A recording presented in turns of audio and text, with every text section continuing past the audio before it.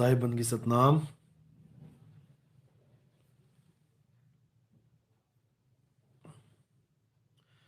राजेश कुमार जी साहिब बंदगी सतनाम। प्रियंका जी, किरण भाई जी सतनाम साहिब बंदगी।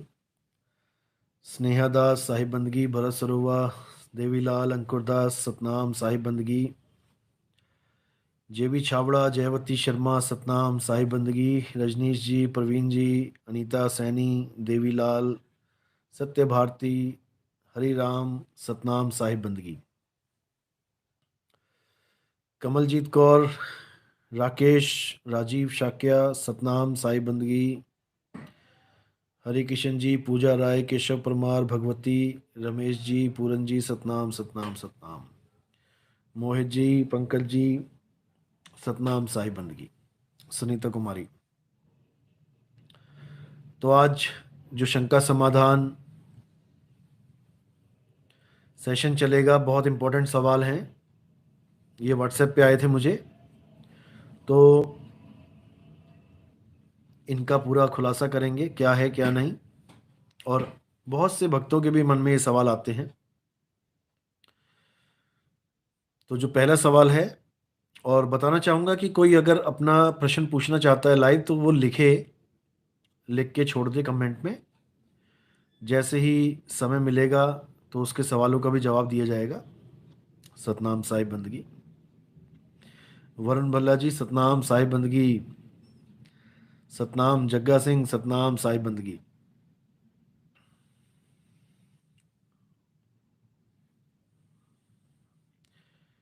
कोई व्हाट्सएप पे मैसेज सेंड करके सवाल पूछना चाहता है तो मेरा व्हाट्सएप नंबर है 9256 111 007, 9256 111 007। केवल व्हाट्सएप करें, फोन ना करें इस पे। केवल व्हाट्सएप मैसेज करें, कोई सवाल है तो पूछ सकते हैं। साहिब बंदगी सतनाम। तो सवाल है, साहिब जी कुछ लोग पूछते हैं कि आपके यहाँ तो सिर्फ मुक्ति का ही गुणगान किया जाता है, सेवा या कोई आश्रम नाम की तो कोई चीज ही नहीं है। सेवा का भी एक बहुत बड़ा रोल है भक्ति में, तो हमारे यहाँ सेवा तो होती नहीं है, तो हमारे कर्म कैसे कटेंगे? क्योंकि बहुत से गुरुओं ने ये दिमाग में डाल रखा है कि आश्रम में ही झाड़ू पोछा लगाने पर, आश्रम में ही ईंट पत्थर तोड़ने पर, आश्रम में ही बिल्डिंगें बनाने पर कर्म कटते हैं। इन मूर्खों को मैं कहना चाहूँगा, अगर आश्रम बनाने से ही मुक्तियाँ मिलती, ये कर्म कटते, तो भाई बाबा नानक किसी के कर्म ना काट पाए, कबीर साहब किसी के कर्म ना काट पाए, रविदास जी महाराज किसी के कर्म ना काट पाए, क्योंकि उन्होंने तो कभी बड़े बड़े आश्रम, बड़े बड़े महल बनाए ही नहीं, संगत से पत्थर तोड़वाए ही नहीं, संगत से बट्ठल ढुवाए ही नहीं। फिर तो वो तो ऐसे ही चले गए टाइम पास करके। ये बिल्कुल गलत ज्ञान है। पहली बात तो ये समझ लो कि सेवा अलग चीज होती है। सेवा कोई आश्रम हो तभी हो ये सेवा, ऐसा नहीं होता है। सेवा तो मन में है तुम्हारे। तुम परमात्मा की सेवा कैसे कर सकते हो? तुम परमात्मा के जीवों से प्रेम करो, सबसे बड़ी सेवा यही है। और उसके जीव केवल तुम्हारे आश्रम के चंद लोग नहीं हैं कि तुम्हारे गुरु की जो शरण में आ गए वो परमात्मा के जीव हैं, उनके लिए खाना बनाओ, उनके बर्तन धोवो, उनके बैठने के लिए झाड़ू लगा दो। सेवा का मतलब है सर्वत्र की सेवा, सर्व की सेवा। वसुदैव कुटुंबकम, पूरा विश्व मेरे परमात्मा के बच्चे हैं, पूरे विश्व में फैले हुए हैं और ये सारा मेरा परिवार है। इस भाव से की गई एक छोटी सी सेवा भी परमात्मा को खुश करती है, परमात्मा से दया की उम्मीद बंधती है। अगर हम निष्पक्ष भाव से, ये भी ना सोचें कि ये मेरे गुरु का चेला है कि नहीं है, ये मेरे धर्म का है कि नहीं है, ये मेरी जात का है कि नहीं है। यहां तक कि ये भी ना सोचे कि ये आदमी है कि नहीं है। कोई बेजुबान जानवर भी है, अगर तुम उसकी भी मदद कर पाओ, कोई बेचारा नदी में डूब रहा है, तुमने कैसे करके उसको बचा लिया, तो ये परमात्मा की सेवा है। झाड़ू पोछे लगाने से सेवादार बन जाते तो बस झाड़ू पोछे वाले ही बनते, ऐसा बिल्कुल नहीं है। ये सोच दिमाग से निकाल दो, और ये तो बिल्कुल ही निकाल दो कि नितिन दास का कोई आश्रम नहीं है तो ये सेवा कैसे करवाएगा लोगों से। भाई हमारे सेवादार ऐसी सेवा कर रहे हैं जो तुम सोच भी नहीं सकते। जो हमारे सेवादार कर रहे हैं, दिन रात सेवा चल रही है, बिना झाड़ू बिना पोछे के, बिना बट्ठल के, बिना हथौड़ी के। तुम्हारी हथौड़ी वाली सेवा में तो उंगलियां फूट गई, खून निकल गए, उंगलियां टेढ़ी हो गई, छाले पड़ गए। हमारी सेवा में ये सब नहीं होगा, फिर भी वो सेवा भरपूर चलेगी, भरपूर लगेगी। ऐसा फल मिलेगा सेवा का जो इनके लाखों छाले पड़ जाएं तब भी ना मिल पाए, क्योंकि ये पत्थर की सेवा कर रहे हैं और हमारे भगत जीवों की सेवा कर रहे हैं। ये पत्थरों में उलझे पड़े हैं और हमारे भगत जीवों को मुक्ति देने के लिए सेवा कर रहे हैं। ये पत्थरों की मुक्ति करवाएंगे और हमारे भगत जीवों की मुक्ति करवाएंगे। इतनी बड़ी सेवा है। इनके पत्थर यहीं रह जाएंगे और हमारे भक्तों द्वारा जगाए हुए जीव अपने मालिक तक पहुंच जाएंगे। अब बताओ किसकी सेवा बड़ी है।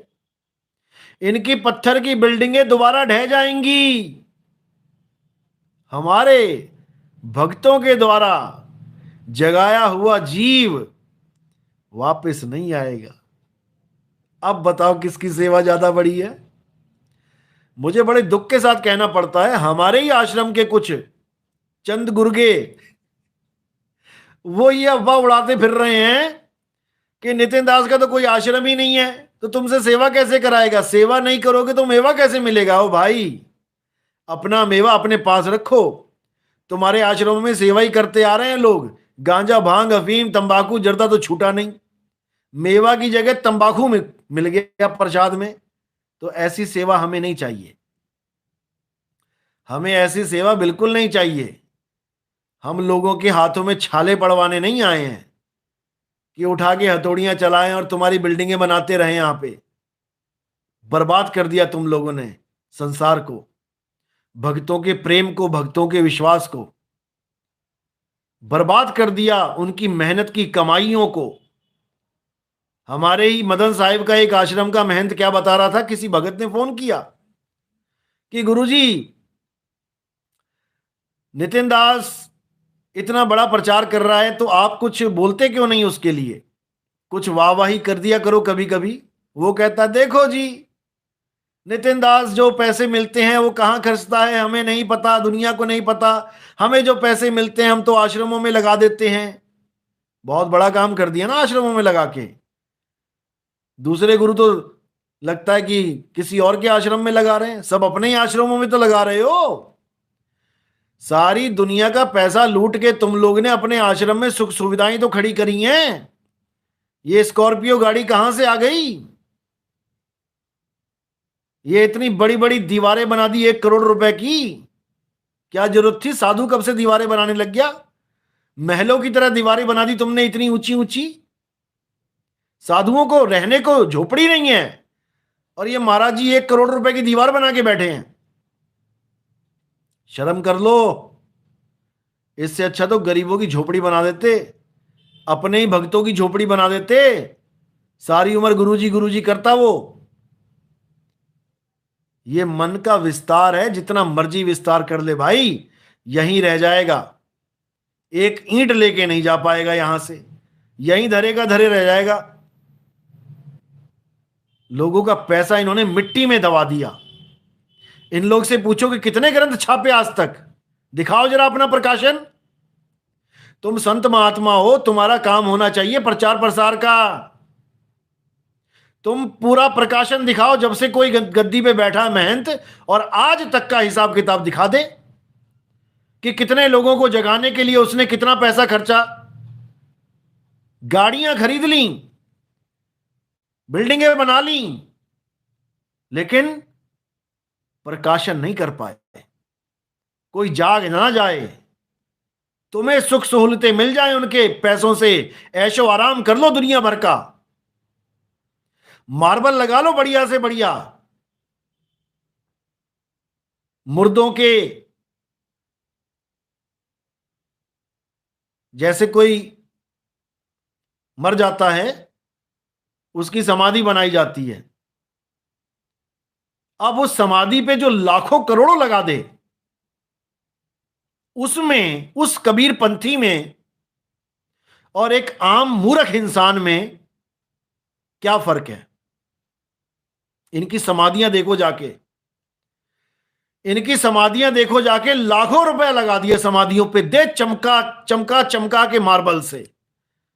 बताओ, जो गुरु जीता हुआ एक छोटी सी धोती में, सादे कपड़ों में, लंगोटी में जीवन बिता गया, उसके मरने के बाद लाखों रुपया लगा दिया उसके ऊपर। शर्म आती है, शर्म। ऐसे कबीरपंथी, कबाड़ पंथियों पे मिट्टी में मिट्टी मिल गई, तुम ऊपर से चबूतरे क्यों बना रहे हो? और कितने बनाओगे? 100 साधु मर गए, 100 चबूतरे बनाओगे, शमशान घाट बन जाएगा तुम्हारा आश्रम। आश्रम का मतलब मकबरे नहीं होता है, आश्रम का मतलब समाधियां नहीं होता है कि तुम दुनिया को दिखाने के लिए कि मैं बहुत बड़ा गुरु जी का भगत हूं। तुमने जनता का पैसा लगा दिया, 10-10 लाख रुपए समाधि पे। अपने पैसे लगे होते ना, अपने पैसे कमाए होते, तब लगाते समाधि पे। लोगों का तो उठा दिया दान चंदा, तू 2,000 दे दे, तू 5,000 दे दे, तू 10,000 दे दे,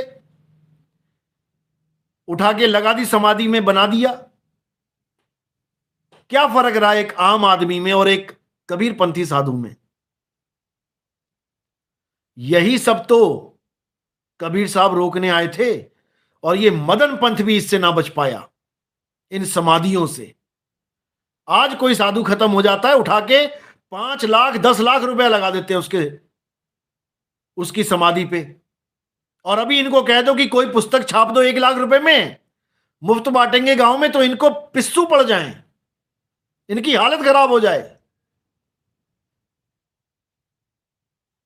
ऐसा घनघोर अज्ञान छाया हुआ है मदन साहब के पंथ में भी।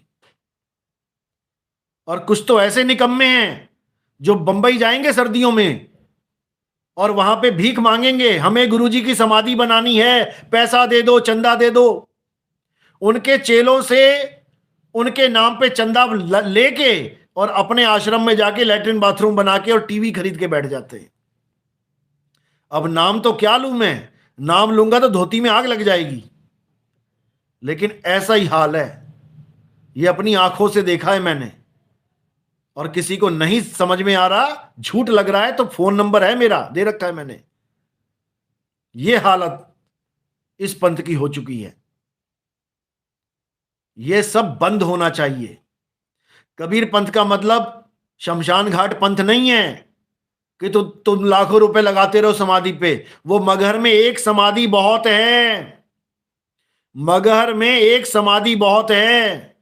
हमें और समाधियां नहीं चाहिए कबीर पंथ में।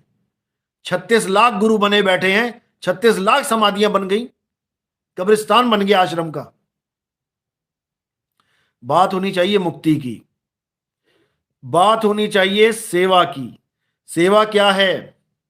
कबीर सागर में प्रमाण है कि अगर कोई एक जीव दूसरे जीव को जगाता है तो उसे 1 करोड़ गाय कटने से बचाने का पुण्य लगता है।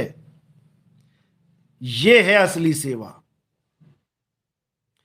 एक भी जीव अगर दूसरे जीव को यह मूल ज्ञान समझा दे और वो जीव मूल ज्ञान समझ के परमात्मा तक पहुंच जाए, यह है असली सेवा। अगर यह सेवा करने की ताकत है, तब तो हमारे पंथ में आना। और अगर जुत्तियां ही घसणियां ने, फिर वो साडे कोल नहीं है भाई, वो साडे कोल नहीं है। तो भाई, सेवा वो करो जो जीवों के हित में है। उस सेवा का कोई लाभ नहीं, तुम्हें मजदूर बना दिया।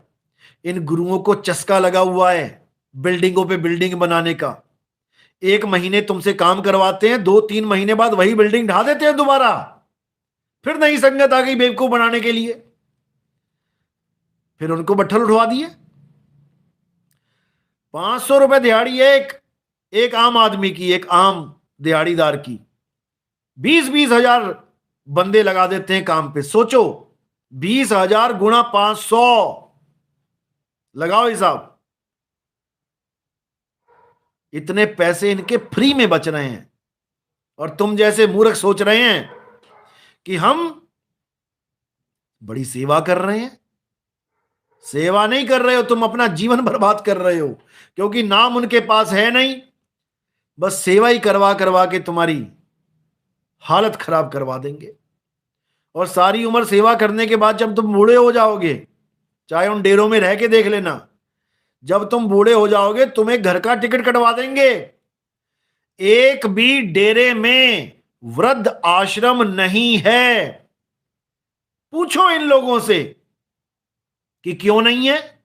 बुढ़ापे तक तुम्हारा खून चूस लेंगे, बुढ़ापे तक तुम्हारी जवानी चूस लेंगे, तुम्हारी मेहनत की कमाई चूस लेंगे। एक भी आश्रम ऐसा दिखाओ जिन्होंने वृद्ध आश्रम खोला हो अपनी संगत के लिए, कि हमारे ही शिष्य, पराए नहीं, बाहर वालों को छोड़ो, हमारे ही शिष्य जो बूढ़े हो जाते हैं, जिनकी घर पे पटरी नहीं खाती है, जिनके बच्चे मर जाते हैं, अकेले रह जाते हैं, एक भी गुरु दिखा दो जिसने ऐसा कोई आश्रम खोला हो। केवल सेवा करवाना जानते हैं, ये सेवा करना नहीं जानते। ये सेवा करना नहीं जानते। जैसे तुम बूढ़े हो जाओगे, भले तुम सारी जवानी सेवा सेवा सेवा करते रहो इनकी, जैसे ही बूढ़े हो जाओगे तुम्हारी टिकट काट देंगे घर की। भैया जाओ अपने घर, अपने बेटा बेटी देखो, अब उनके सिर पे मरो, हमारे सिर पे मत मरो।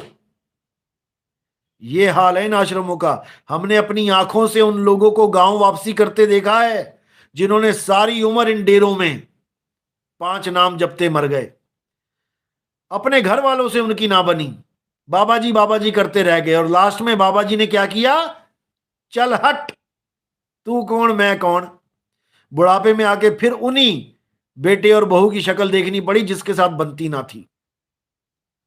कुत्ते से भी खराब जीवन जीना पड़ा अंत में। क्यों? क्योंकि जब जवानी में बेटा बेटी को देखा ही नहीं, सारी जवानी गुरुजी में लगा दी, तो बुढ़ापा तो अब घर पे ही काटना पड़ेगा। कुत्ते से भी हालत खराब हो गई उन लोगों की। तो ऐसे गुरुओं से बचो, और ये जो सेवा के नाम पे तुम्हारा शोषण हो रहा है, इससे भी बचो। असली सेवा है प्रचार सेवा। बाबा नानक ने भी परमात्मा का प्रचार किया है, वही है असली सेवा। रविदास जी ने परमात्मा का प्रचार किया है, वही है असली सेवा। मीराबाई ने प्रचार किया है, सहजो बाई ने प्रचार किया है, ज्ञानेश्वर जी ने, तुकाराम जी ने, नामदेव जी ने प्रचार किया है, बिल्डिंगें नहीं बनवाई। पता नहीं कब समझ में आएगा। तो बिल्कुल दिमाग से निकाल दो इन चीजों को कि अगर आश्रम नहीं है तो तुम सेवा नहीं कर सकते। ऐसा कुछ नहीं है। बड़े आराम से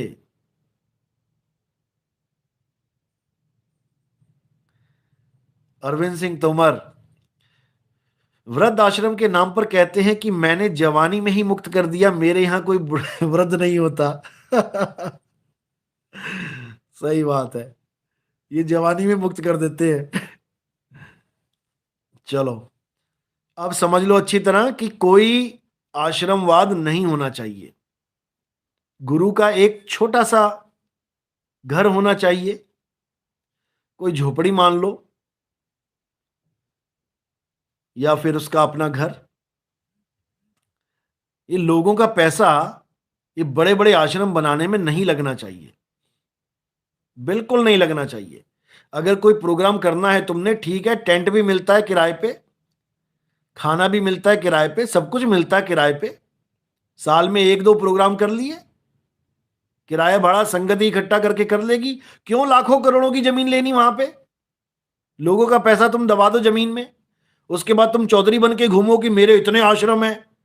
वो जम्मू वाला, एक दिन मैं भी चला गया आश्रम में 7-8 साल पहले, सत्संग में उसके 10 मिनट भी परमात्मा की बात नहीं करी, आश्रम ही गिनाता रहा।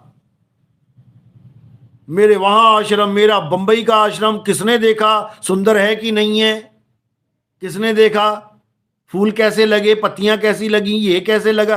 अरे मैंने कहा भाई, ये यहीं रह जाएगा आश्रम तेरा, और तेरी सूरत भी आश्रम में ही रह जाएगी। मिट्टी का कीड़ा बन के आ जाएगा, केचुआ बन के, और मिट्टी खाएगा, मिट्टी निकालेगा, ऐसी हालत हो जाएगी। इन आश्रमों से अपनी सूरत को हटा लो गुरुआ लोगों।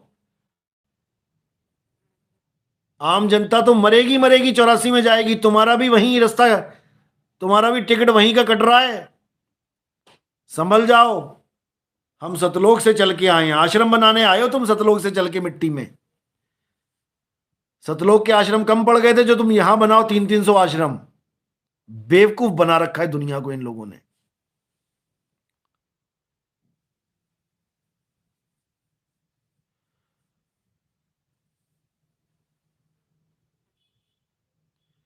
तो भाई ये आश्रमवाद से थोड़ा सा दिमाग ऊपर उठाओ।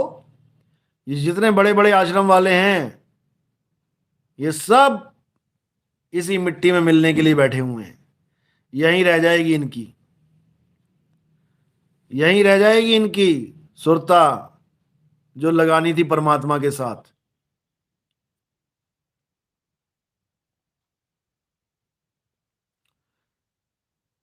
तो कोई सवाल है और कोई पूछ सकता है?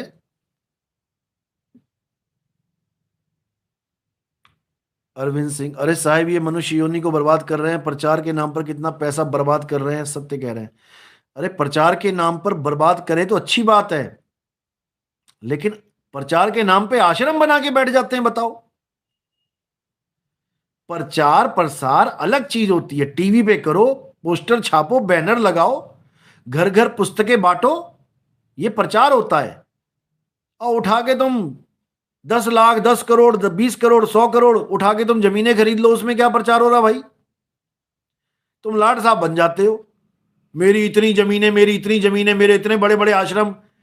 अरे 2 मिनट में तुझे उठा के जमीन पे लेटा दिया जाएगा, जैसी तेरे नाक में से बुलबुला निकल गया हवा का। कोई ना पूछेगा कि बहुत बड़ा गुरु था, कोई ना पूछेगा बहुत बड़ा गुरु था। शमशान घाट की टिकट कटेगी सीधी। इतना याद रखना गुरुआ लोगों, यहां पे मरने के लिए आए हैं सारे, तुम भी मरने के लिए आए हो। केवल दुनिया ही नहीं मरेगी, तुम्हारा भी नंबर लगेगा। फिर देखते हैं कौन से आश्रम में रहोगे। प्रेत बन के आश्रम में भटकना है तो देख लो, अंत काले जो मंदिर सिमरे, ऐसी चिंता में दे मरे, प्रेत जून वो वलवली उतरे। सूक्ष्म शरीरों में भटकना है तुमने तो भटको, लेकिन अपनी सूरत को अगर बचाना है तो शब्द भेदी गुरु की शरण में जाओ और वहां पर भक्ति करो। इन आश्रम के चक्कर में कुछ नहीं रखा। परमात्मा को पाने के लिए निकले थे और बन गए तुम महा साहूकार, महामंडलेश्वर। परमात्मा की बात करो, गरीबी में भी मिलता है वो, केवल बड़े बड़े आश्रम बना के नहीं मिलता। मन लागो मेरो यार फकीरी में। कौन से फकीर हो तुम? 5,000 करोड़ के फकीर हो? या 20,000 करोड़ वाले फकीर हो? निकम्मो, सुधर जाओ। मन लागो मेरो यार फकीरी में, जो सुख मिलता नाम भजन में, सो सुख नहीं अमीरी में। मन लागो मेरो यार फकीरी में। फकीरी में मिलता है सुख, फकीरी में। लेकिन फकीरी क्या होती है तुम्हें ABCD नहीं पता, क्योंकि तुम दौड़ रहे हो माया की दौड़ में। उस गुरु ने इतने आश्रम बना लिए, मेरे कम है, मेरे जो ज्यादा क्यों ना हो जाए। अरे ऐसे ही मर जाओगे एक दिन आश्रम आश्रम करते। यह आश्रम आश्रम का खेल बहुत गंदा खेल है, निकल जाओ इसमें से। एक झोपड़ी बनाओ किसी नदी के किनारे, देखो कितना आनंद आता है। जीवन के मजे लूट लोगे, ना कि इन आश्रमों के चक्कर में 100 पाप का भार सिर पे चढ़ के जाओगे। और कोई सवाल पूछना चाहता है तो पूछ सकता है।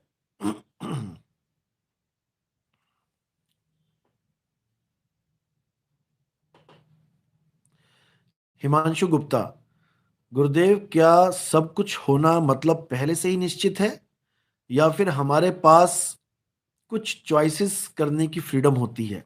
देखो, इंसानी चोला जो होता है इसमें दोनों चीजें चलती हैं। ये भोग जूनी भी है और ये कर्म जून भी है।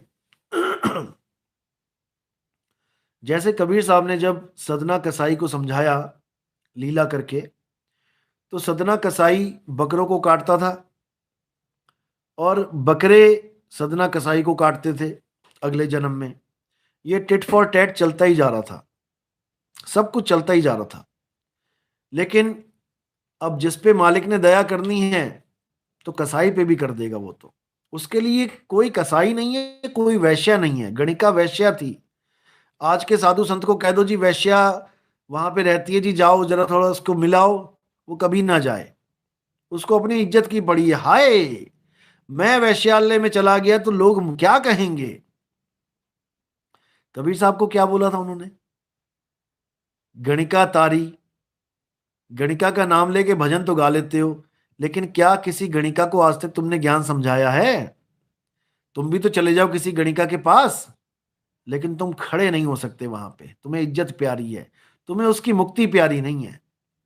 वो किन कारणों से गणिका बनी है वो तुम्हें इससे कोई लेना देना नहीं है। तुम्हें अपनी ये झूठी इज्जत प्यारी है। तो पहली बात तो यह है कि साधु संत कोई भी होता है वो मान सम्मान से ऊपर उठा होता है। मान सम्मान अपमान उसके लिए पैरों की धूल नहीं है। कोई उसको गालियां देता है उसको कोई फर्क नहीं पड़ता। कोई उसका सम्मान करता है, उसको फूल मालाएं डालता है, तब भी उसे कोई फर्क नहीं पड़ता। वो इन दोनों चीजों से ऊपर उठ चुका होता है, लेकिन लोग नहीं समझ पाते। तो सबसे इंपॉर्टेंट क्या है? सबसे इंपॉर्टेंट है मुक्ति। किसी भी जीव की मुक्ति सबसे जरूरी है।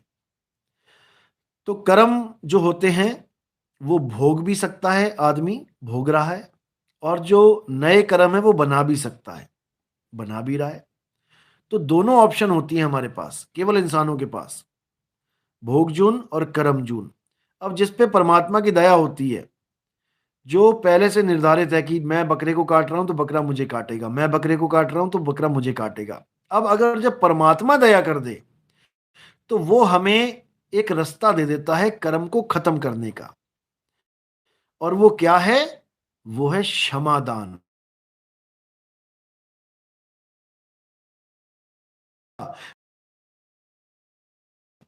उसका फल यही मिलेगा कि मैं उसे काटूं, लेकिन मैं क्षमा करता हूं, मैं माफ करता हूं। भले इसने मुझे काटा था लेकिन मैं इसको नहीं काटूंगा, बस खत्म। वो संस्कार वहीं खत्म हो जाता है। इसी को समझना है। मैंने किसी होटल में खाना खाया, मेरा बिल बना 100 रुपया। मैं 100 रुपए अगर नहीं देता हूं, मैं छुप के निकल जाता हूं, बिना दिए भाग जाता हूं, तो मैं भाग नहीं सकता। वो कर्म मेरा किया हुआ है। मुझे अगले जन्म में किसी ना किसी तरह उसको 100 रुपए देना ही पड़ेगा। लेकिन अगर वो भाई मुझे माफ कर दे कि अरे तेरे 100 रुपए नहीं है, चल मैंने तुझे माफ किया, तेरा मेरा हिसाब क्लियर, मैं तुझसे पैसे नहीं लूंगा, तब तुम्हें कुछ नहीं देना पड़ेगा। यानी उसने संस्कार ही खत्म कर दिया लेन देन का। अब तुम देवनदार नहीं हो। इसीलिए परमात्मा ने अपनी वाणी में बोला है क्षमा करने को। तुम क्षमा करो। वाणी देखो ना क्या कह रही है। वाणी कह रही है कि जहां दया तहां धर्म है, जहां क्रोध, जहां लोभ तहां पाप। जहां दया तहां धर्म है, और जहां लोभ तहां पाप। जहां क्रोध तहां काल है, और जहां क्षमा तहां आप। बहुत गहरी बात है, बहुत गहरी बात है। अगर इस दोहे पे तुमने विचार कर लिया और तुमने इस पे अमल कर लिया, तो मेरे भाई तुम्हें मुक्त होने से तो कोई नहीं रोक सकता। यही मुक्ति का असली भेद है। कोई जो तुम्हें बुरा कहे, तुम सुनकर करो क्षमा, और वाणी का स्वर सुधार लो। बस हो गया भजन, और मन की तरंग मार लो। बस हो गया भजन। नितिन दास इसीलिए चुप रहता है, गालियां देने वालों को भी कुछ नहीं कहता है, क्योंकि हमने संस्कार बनाना ही नहीं है। हमने केवल क्षमा करना है, केवल माफ करना है।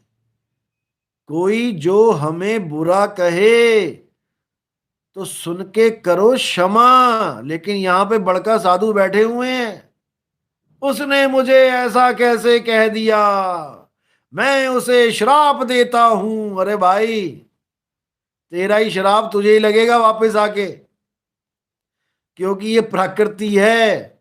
जो तुम दोगे वही तुम्हें वापस मिलेगा। तुम साधु बन गए, महात्मा बन गए, इसका मतलब ये नहीं कि तुम कुछ भी किसी को भी श्राप देते रहो। कबीर पंथी हो, कबाड़ पंथी नहीं हो। पहले तो ये सुधार कर लो अपने अंदर। अगर तुमसे किसी का कड़वा वचन नहीं सहा जाता तो उतार दो ये चोला। क्यों फ्रॉडबाजी करते हो? क्यों दुनिया को बेवकूफ बना रखा है तुमने? बाणियां लिखोगे आश्रम पे मोटी मोटी, आवत गारी एक है, उल्टत होए अनेक। और कहें कबीर नहीं उलटिए, वो रही एक की एक, और एक गाली ना सह पाए। क्या फायदा ऐसे दोहे लिखवाने का? कोई फायदा नहीं है। वाणी बोलेंगे, खोद खाद धरती सहे, कांट छांट बन राय, कटु वचन साधु सहे, और से सहा ना जाए। और एक ना सह पाए तुम। एक सह लेते तो मुंह ऐसा ना बनता तुम्हारा। ये इन साधु लोगों का हाल है। सड़ी हुई शक्लें बना के घूमते हैं। अगर कोई इनको हल्का सा भी कोई कुछ कह दे तो इनके मान सम्मान, इनके मान के महल गिर जाते हैं, ढह जाते हैं। अरे मेरे बारे में ऐसा कैसे बोल दिया, बर्बाद कर दिया, बदनाम कर दिया। नाम कमाने आए थे तुम यहां पे, या परमात्मा को पाने आए थे? हद कर दी इन लोगों ने। गजब के साधु हैं।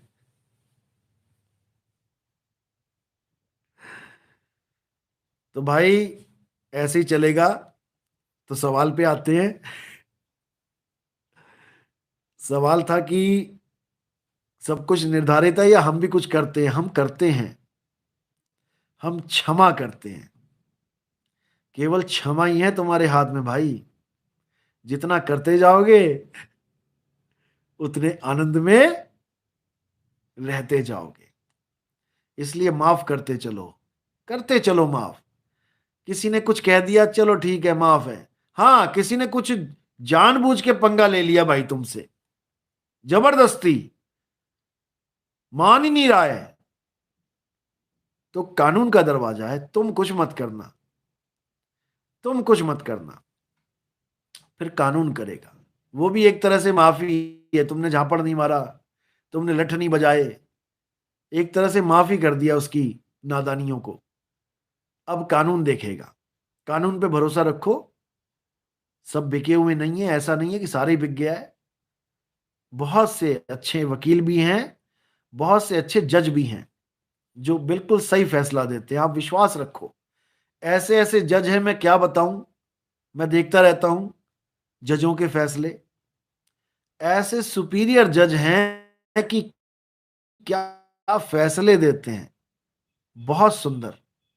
ऐसे लोगों को अप्रिशिएट भी करना चाहिए, ऐसे लोगों को सम्मानित भी करना चाहिए। ऐसे लोगों के लिए दुनिया भर का गंद बनाते हो यूट्यूब पे, ऐसे लोगों की क्लिप्स के साथ उनको सैल्यूट देना चाहिए। हमारे फौजी अफसर हैं, कितने वेल ट्रेंड हैं, कितना जबरदस्त डिसीजन लेते हैं। कई बार छोटी छोटी क्लिप्स बना के उनको सम्मान देना चाहिए। हमारे बहुत अच्छे पुलिस ऑफिसर हैं, कितनी वीडियोस आती हैं जनता के लिए, कितना कुछ कर रहे हैं, मंत्रियों से भिड़ जाते हैं अपनी ड्यूटी के लिए। तो ऐसे लोगों को भी सम्मान देना चाहिए, जहां पर बनता है, उनका हिस्सा है बिल्कुल। लेकिन आपने हमेशा याद रखना है कि क्षमा, क्षमा दान बहुत बड़ा दान है। नामदान के बाद क्षमा दान का ही नंबर आता है। नामदान तो चलो, दाना सिर दान, नाम दान, वो तो गुरु ग्रंथ साहब में भी बताया गया है कि दानों में दान।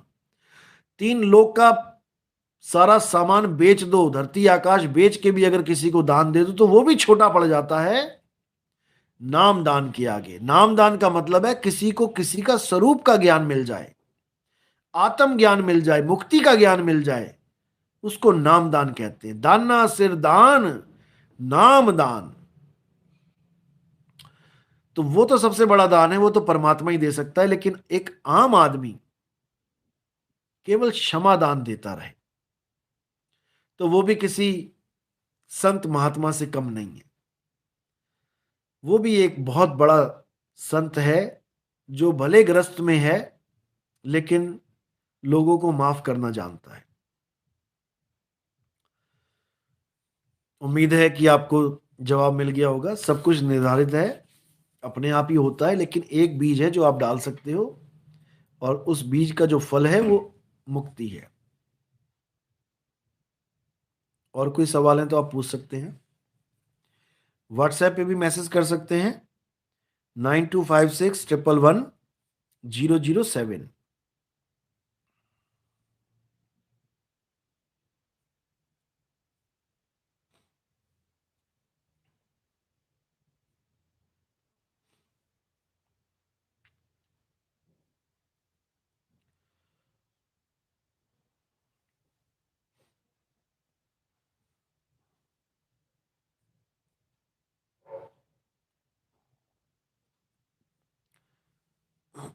और कोई सवाल है पूछ सकते हैं आप।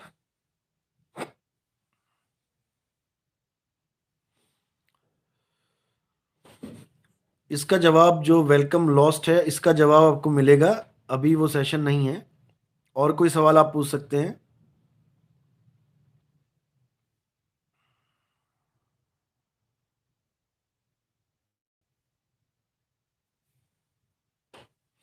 देखो, जेबी शावड़ा, आत्मा में परमात्मा का वास है तो आत्मा परमात्मा से बड़ा हुआ ना। ये आप बड़ा छोटा, ऊंचा नाटा, काला गोरा, इन चीजों को आप दिमाग से नाप रहे हो। आत्मा में परमात्मा का वास है, इसका मतलब है समुद्र समाना बूंद में बूझे बिरला कोय। वाणी सुनी होगी आपने कि बूंद समाना समुद्र में जानत है सब कोय। बूंद समाना समुद्र में, बूंद छोटी है, समुद्र बड़ा है। अब ये बुद्धि का खेल है सारा, बड़ा छोटा। बूंद समाना समुद्र में जानत है सब कोय, और समुद्र समाना बूंद में बूझे बिरला कोय। क्योंकि ये बुद्धि का खेल ही नहीं है। आप इस सवाल को बुद्धि से नापना चाहते हो, लेकिन बुद्धि फेल हो जाती है जहां परमात्मा का ज्ञान शुरू होता है, बुद्धि खत्म हो जाती है।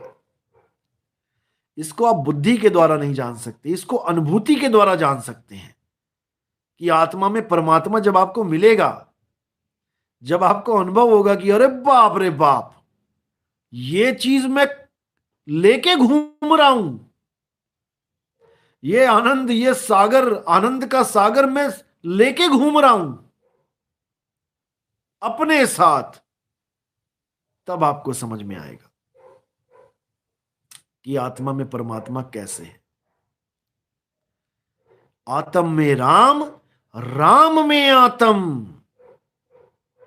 आप राम में आत्म नहीं समझ पा रहे हो।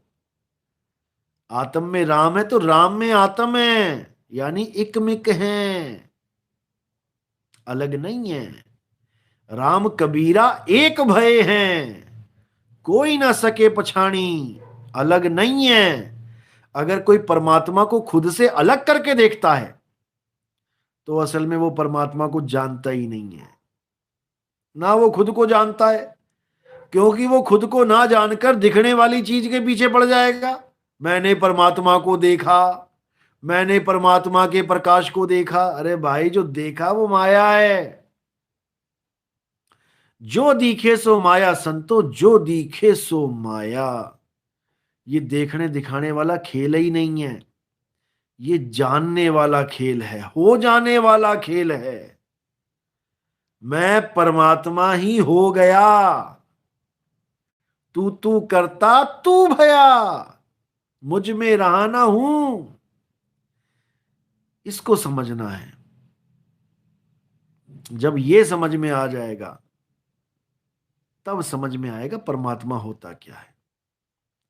जब मैं था तब हरि नहीं, अब हरि है, मैं नहीं। कहां चला गया मैं, कहां चला गया मैं? तो इसको समझना पड़ेगा। जब अनुभूति होगी मालिक की, कभी दया होगी बंदी छोड़ की, लगे रहो। किसी ने आज नाम लिया, किसी ने कल नाम लिया, किसी ने परसों लिया, सबने इसीलिए लिया कि मालिक मिले। लेकिन जल्दबाजी मन में मत रखना। जल्दबाजी तो वो कंकड़ है जो बार बार पानी में तुम फेंक रहे हो और फिर लहरें बन रही हैं, फिर अपने स्वरूप को नहीं प्राप्त कर पा रहे हो। बिल्कुल सबूरी में आ जाओ, शांति में आ जाओ, संतोष में आ जाओ। साहिब मिले सबूरी में, मन लागो मेरो यार फकीरी में। इसको समझ लो। जब वो देगा तो छप्पड़ फाड़ के देगा, याद रखो इस बात को।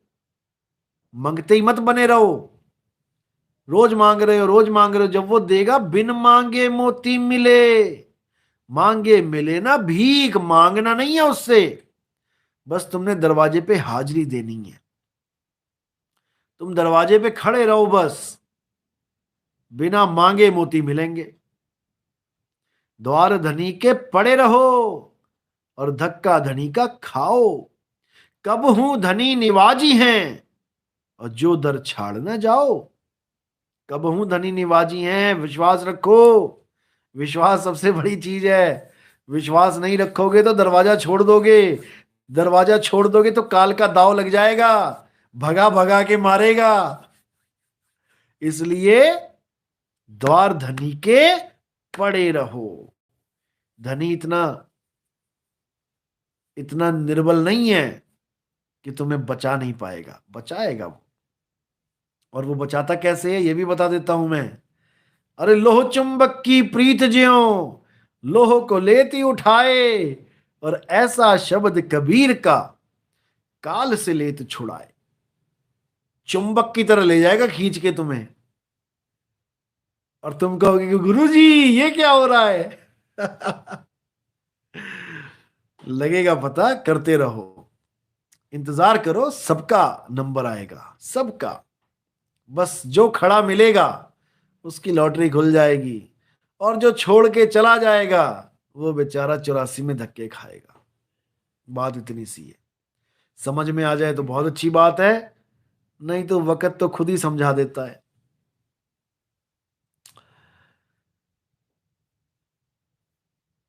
राहुल यादव, ध्यान में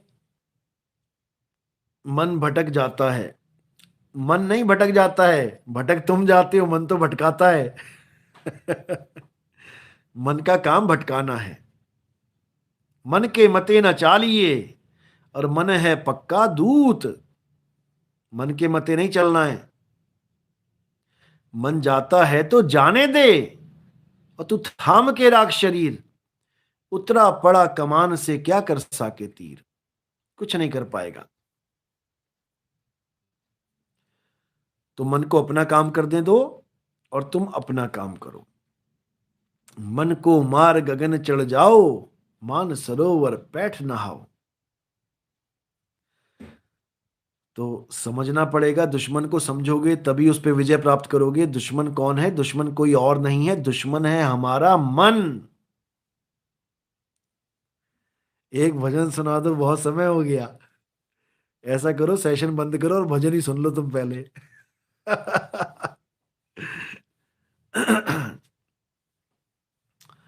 देखो, यहां पर वो सवाल पूछा करो जिससे तुम्हें तुम्हारी मुक्ति का जो है वो संदेह खत्म हो। मुक्ति के लिए जो है, जो अड़चने हैं, भरम है, वो खत्म हो। राम जी थे कि नहीं थे, हनुमान जी थे कि नहीं थे, कबीर जी थे कि नहीं थे? अरे भाई, वो चीज पूछो जिसको पूछ के तुम्हें कुछ लाभ प्राप्त हो, तुम्हारी मुक्ति का खेल हो जहां पे, बस वो पूछो। बाकी सब एक ज्ञान अर्जित करने का सामान समझो कि मुझे ज्ञान हो रहा है, बस।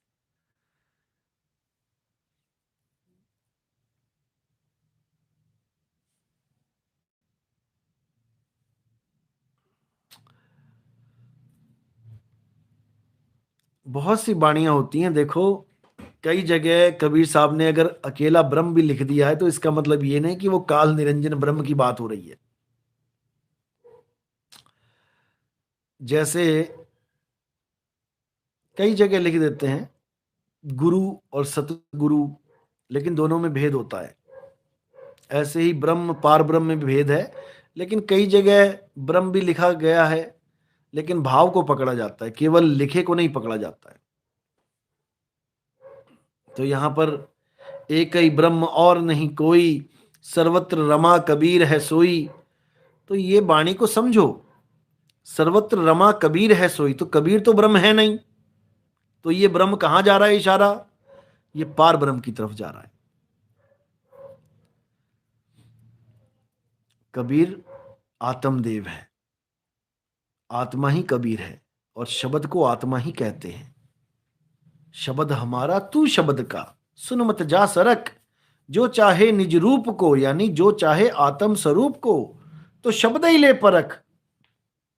कि तेरे गुरु ने शब्द के नाम पे तुझे 52 अक्षरी नाम पकड़ा दिए, या तुम्हें आत्म रूपी शब्द का ज्ञान दे दिया, ये जानना है,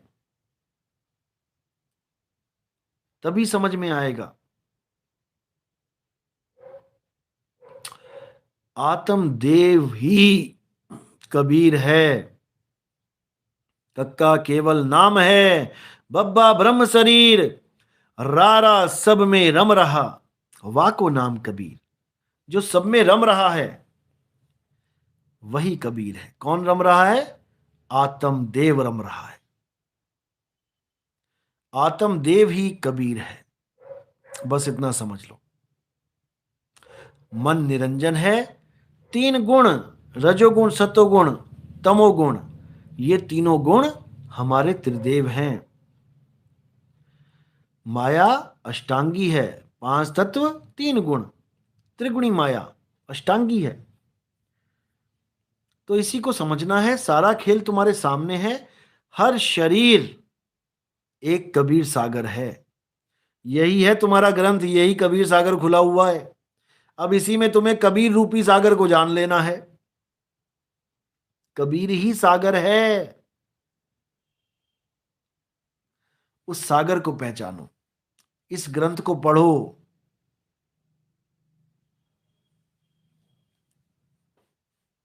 तब समझ में आएगा।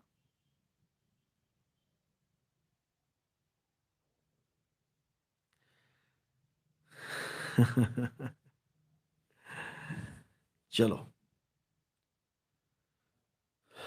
बहुत से सवाल होते हैं जिनका जवाब समझने के लिए तुम्हें सत्संग सुनने पड़ेंगे।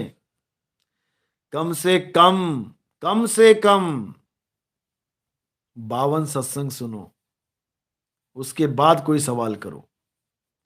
52 सत्संग में गारंटी के साथ कह रहा हूं कि 52 का डोरा तो टूट जाएगा, 52 को तो तुम समझ जाओगे अच्छी तरह। प्रमोद चंद्र मिश्रा, गुरुदेव के चरणों में प्रणाम साहेब, बंदगी सतनाम सतनाम, जय सतनाम।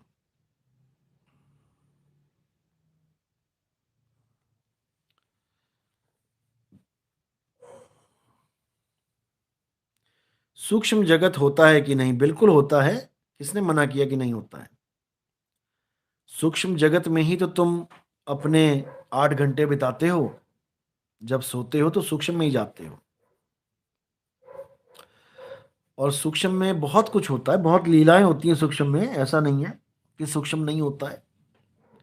बहुत बड़ा खेल है सूक्ष्म जगत में, स्थूल तो केवल एक ही शरीर है, सूक्ष्म के बाद तो लाइन लगी पड़ी है। स्थूल, सूक्ष्म, कारण, महाकारण, कैवल्य, हंस, ये सूक्ष्म से भी सूक्ष्म शरीर हैं, प्रकाशित शरीर हैं। जो गुरुओं की देह दिखाई देती है, प्रकाशमयी देह, कई भक्तों ने तो खुद की देह को, प्रकाशमयी देह को देखा है, वो सब सूक्ष्म से भी सूक्ष्म देह ही हैं। लाखों करोड़ों सूर्य चमक जाते हैं उन प्रकाशमयी देहियों में, लेकिन रहता वो देही ज्ञान ही है। उस देही ज्ञान से निकल जाना है।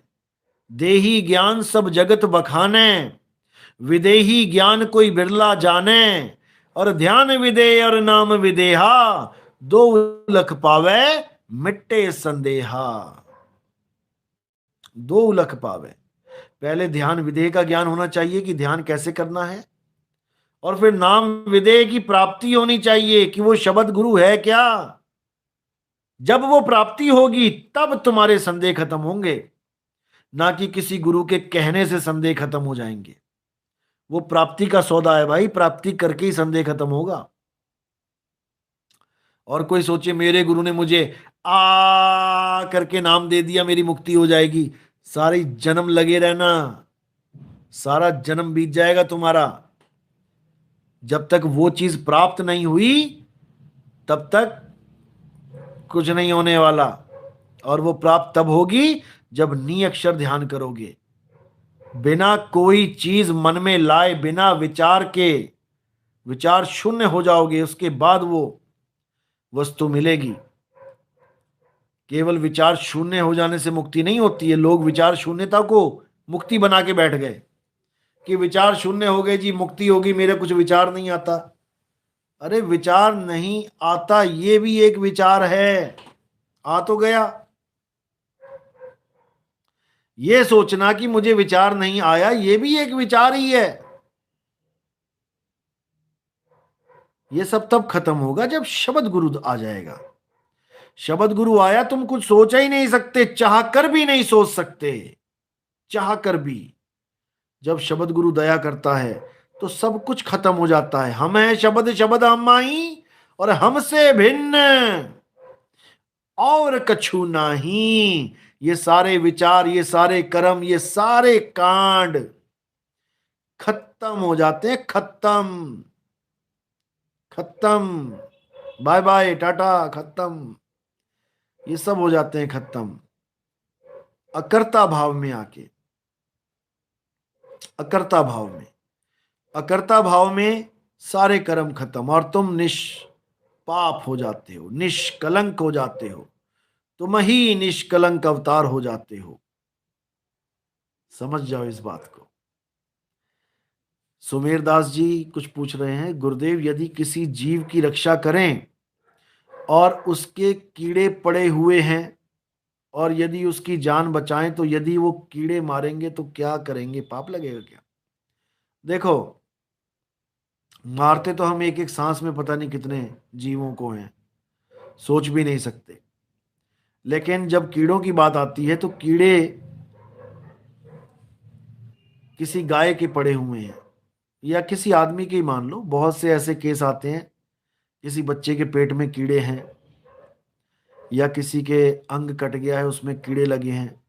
तो वहां पर हमें मेन चीज ये देखनी होती है कि किसको बचाना लाभप्रद है। जान तो दोनों में है, लेकिन इंपॉर्टेंट कौन है इस वक्त? नरदेही इंपॉर्टेंट है, आदमी इंपॉर्टेंट है, या कीड़े इंपॉर्टेंट है? कीड़ों को बचा भी लोगे तो करोगे क्या उनका? कौन सा तुम उनको पालने लग जाओगे? वो पालतू चीज तो है नहीं, वो फालतू चीज है। उस समय वो फालतू ही है। तो उन कीड़ों को तुम हटाओगे, मारो मत, हटा दो। जरूरी नहीं कि मारना ही है। अगर इतना प्रेम है, अच्छी बात है, कीड़ों में भी जान है, बिना मारे भी काम चले तो मत मारो। लेकिन जहां पे बिना मारे काम ही नहीं चल रहा, वहां पे तो इंजेक्शन लगाना पड़ेगा। वहां तो गोली देनी पड़ेगी बच्चे को। पेट में ही मरेंगे तो बाहर आएंगे। और तुम कहो नहीं जी मैं नहीं कीड़े मारता, ठीक है, फिर अंदर पेट खाएंगे वो बैठ के।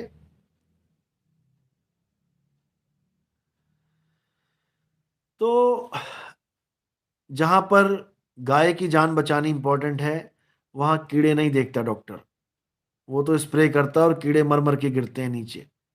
लेकिन वो भी अपना कर्म कर रहा है, वो अपनी जिम्मेदारी निभा रहा है, अपना फर्ज निभा रहा है। उसको कोई पाप नहीं लग रहा, उसको पुण्य भी नहीं चाहिए, पाप भी नहीं चाहिए, वो अपना फर्ज निभा रहा है। उसने गाय को बचाना है, ये फर्ज है उसके लिए। कितने ही कीड़े मारने पड़े, कोई पाप नहीं लगेगा, ये गारंटेड है।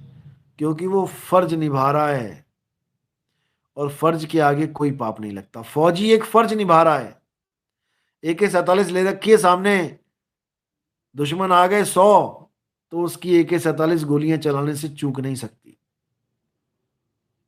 वो पाप और पुण्य को दोनों को साइड में रख देगा। उसको नहीं चाहिए पाप, उसको नहीं चाहिए पुण्य। उसको केवल अपना फर्ज याद आएगा कि मेरा फर्ज है मेरे देशवासियों को बचाना। अगर ये लोग मेरे देश में घुस गए तो ये बहुत बड़ा नुकसान करेंगे, और मैं ये नुकसान होने नहीं दूंगा, क्योंकि ये मेरा फर्ज है, ये मेरी वर्दी का फर्ज है। मैं ये नहीं देखूंगा कि सामने आदमी है कि गधा है, मैं तो गोली मारूंगा। मतलब गधे का मतलब ये नहीं गधा आ गया तो उसको भी गोली मार दूंगा। मतलब आदमी है, अच्छा आदमी है, या गधा है, यानी गधे की बुद्धि का है, आतंकवादी है, मैं ये नहीं देखूंगा। मैं तो गोली मारूंगा, और उस गोली का मुझे इनाम मिलेगा, मेडल मिलेंगे, वाहवाही होगी।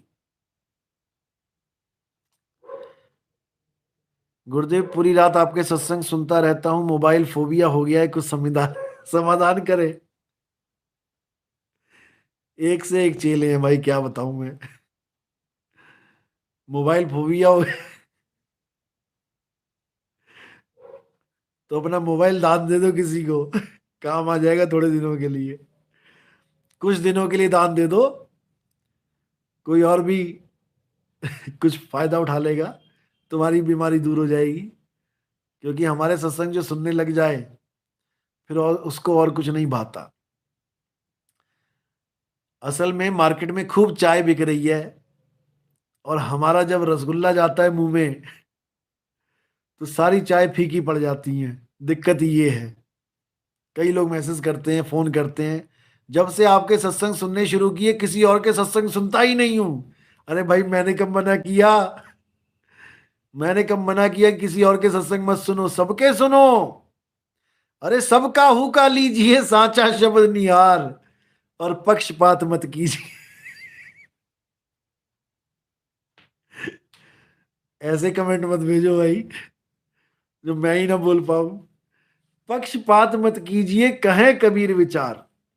सत्संग सबके सुनो, लेकिन सार शब्द के ऊपर पूरा विवेक रखो कि सामने वाला तुम्हें क्या दे रहा है। कहीं कान में फूंक मार दे तो, कहीं कान में फूंक मार दे तो नहीं जा रहा वो सार शब्द के नाम पे।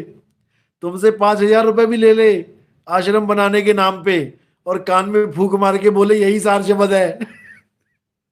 उसके कान में 2 फूंक मारना तुम, और सारे पैसे डबल ले लेना, तब आएगा असली मजा। 5,000 की भूख पड़ रही है भाई। चलो। पूरन मनरिया, और के सत्संग सुनने का मन नहीं करता। देखो, मैंने मना नहीं किया, सत्संग सुनो। क्या पता वो कुछ काम की बात बता रहा हो कोई, क्योंकि आजकल घरों की मसले बहुत बताते हैं गुरु लोग। पता नहीं, खुद तो सन्यासी होते हैं लेकिन घरों का पूरा एक्सपीरियंस होता है।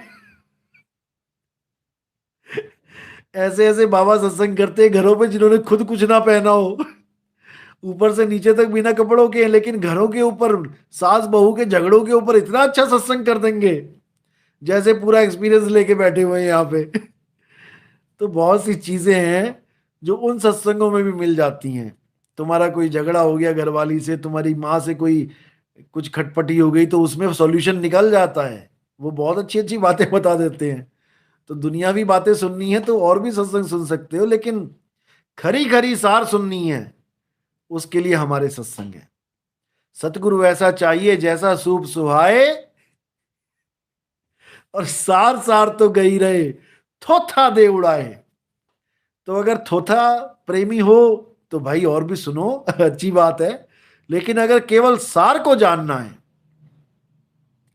तो नितिन दास से जुदा नहीं हो पाओगे। फिर नितिन दास के पास आना ही पड़ेगा, और एक बार नितिन दास के पास आ गए फिर मुश्किल है भैया बैक गियर लगाना। चलो।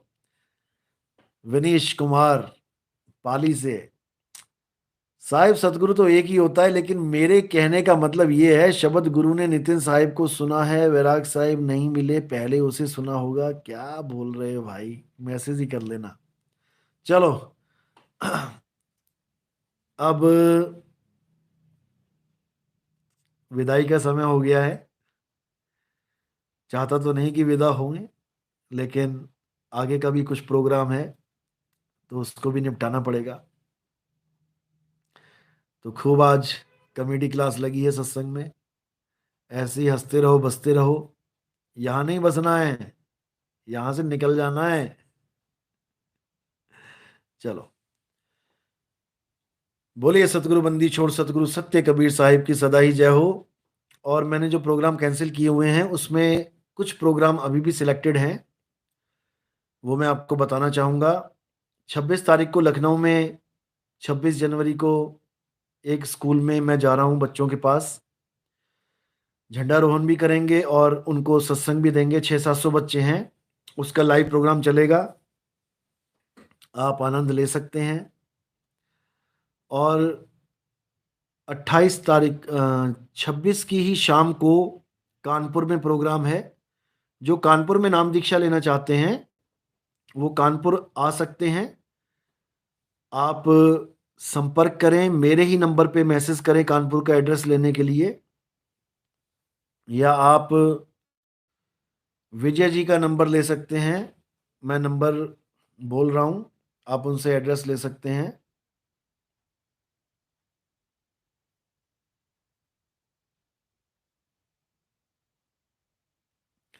9621342788। आप इस पे संपर्क कर सकते हैं। आप कानपुर का एड्रेस ले सकते हैं। उसके बाद 28 तारीख को सत्संग है हरदोई में, और उसके बाद 1 तारीख को सत्संग है शंकरपुर में, हरदोई में। उसके बाद 4 को वेस्ट बंगाल में, बीरभूम में। 2 तारीख को गोरखपुर आऊंगा मैं, एक छोटा सा प्रोग्राम है। और उसके बाद 12 तारीख को उड़ीसा में है प्रोग्राम। उड़ीसा वाले जो भगत हैं वो नंबर ले लें।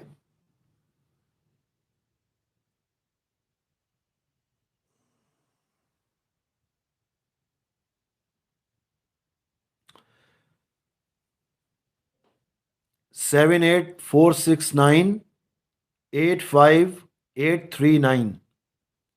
ये गंगा भगत जी का नंबर है, आप इनसे संपर्क करें। उड़ीसा में जो लोग हैं जो नाम दीक्षा लेना चाहते हैं, पिछली बार जो नहीं भी आ पाए थे। उसके बाद मैंने कुछ फिक्स नहीं किया है, उसके बाद थोड़ा